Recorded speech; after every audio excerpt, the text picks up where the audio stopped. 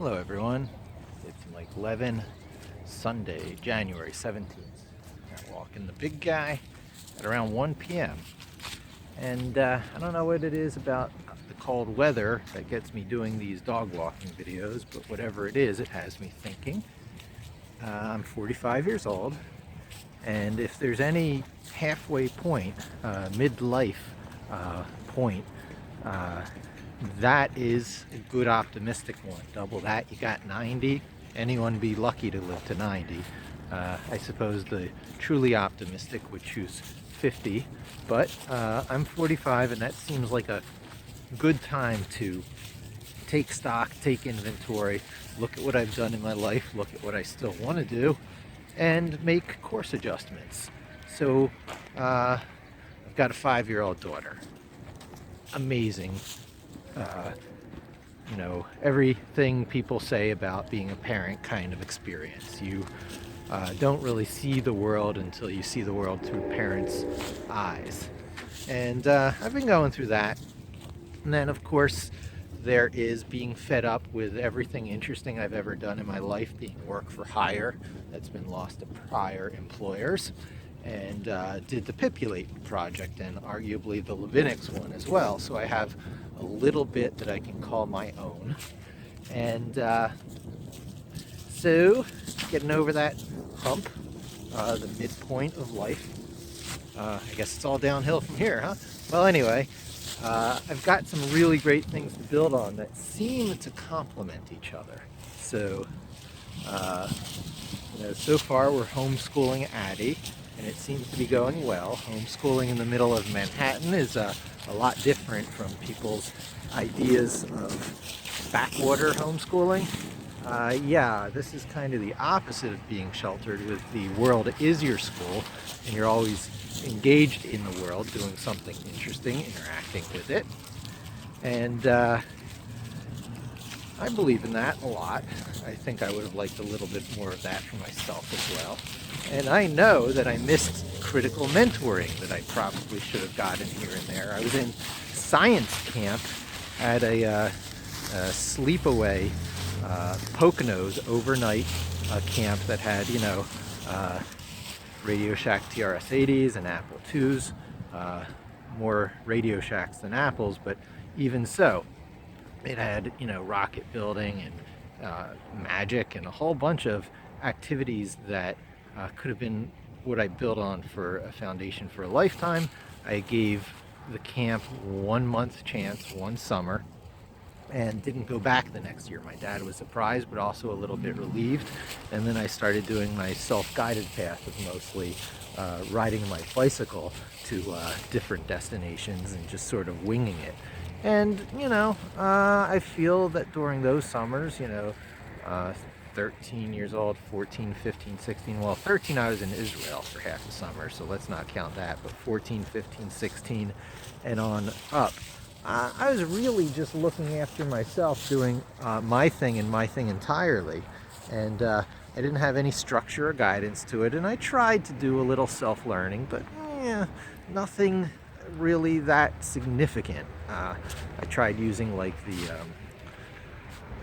Sprite library insofar as it was built into the Coleco Atom that I owned at the time. And it wasn't until 1988 or so when I encountered my first Amiga computer that I think I started to course correct myself. But being 45 years old, I was born in 1970, the same year that Unix was created for the most part, the end of 69, but really let's call it 70, October 69, 70, the first message sent over TCP/IP, which kind of like together with the internet, Unix and the internet, that's about my age.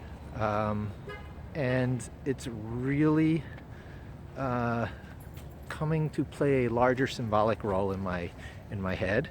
And because my interests align, I talked about the Levinix project, which aligns to Linux as the actual interest, and the Pipulate project aligns to Python. And my career of search engine optimization has really just organizing and designing information. I'm in the same field as I went to college for. Design is design. Gödel, Bach, eternal golden braid stuff. And so, speaking of a book, halfway through my life, it seems time to kind of sort of write a book. And I've attempted on and off over the years. And one of my big stumbling blocks is focus. I like to write about too much or too abstractly. And I need to get that under control, fix in on my subject matter. And it would seem with Linux and Python, I have some ideal, precise subject matter to focus in on. There's also being, a daddy and homeschooling in New York. So many good topics. And so once again, I feel myself kind of spread thin. What do I do there? Should it be a book about homeschooling, focusing on technology and, teaching Addie Linux and Python? I mean, that's a way to go, but I don't want to steamroll her into a particular, area of interest or subject matter. I want her to find her own way. And so what I'm really thinking is I'm going to just let it happen organically. I'm going to write essays. I'm going to continue my daily writing. I did it journal style on and off, well, for 30 years really, since 1988. And it's time that I start extracting some good articles and organizing it. And where better than my main personal website, which is my exact name with a dot before the IN. So it's MIKELEV.IN. And I'll do YouTube videos to go along with it. I'll sharpen my writing skills and sharpen my drawing skills, especially now that I have this stylus on both platforms, my phone and my desktop/tablet.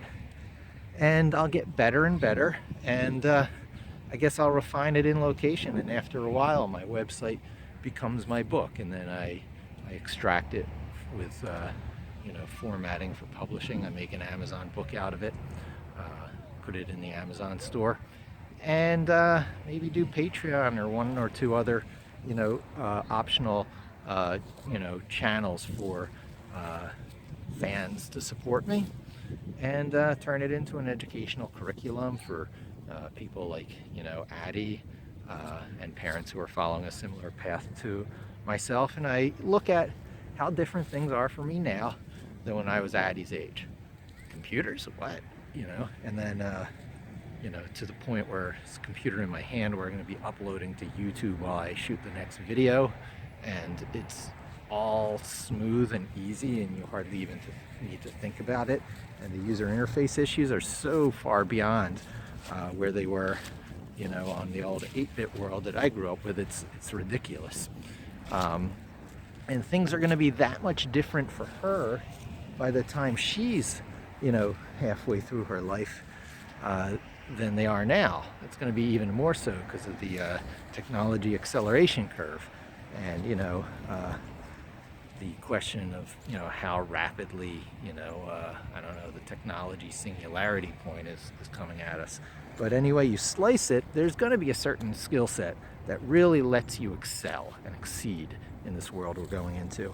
And that skill set is being technically adept at the correct abstraction layer, so that you're not going obsolete all the time, so that your skills can compound and improve and get better and better over time and be applied to almost any problem or subject domain. So in saying that, I'm actually trying to turn computer programming or coding or being expressive with languages that are designed to control machines as being in the same category as just spoken and written language. The better you can do that, and the better your skills in expressing yourself in those languages over time, the better tool set you'll have for shaping almost anything you want out of the future for yourself, career-wise. Information tech ties into almost everything I imagine. No matter how organic and performance or, whatever career out there, I'm sure even athletics, that you get interested in. So I'll take it on as my responsibility to do that fourth R, be it an honorary R for programming, or an R for reasoning. And that's going to be one way or the other the subject matter of that book. So anyway, you'll start to see that developing on my website starting already. The process has begun. Go there, visit the book link, and thanks for joining me. Hope to see you again soon, and don't forget to subscribe.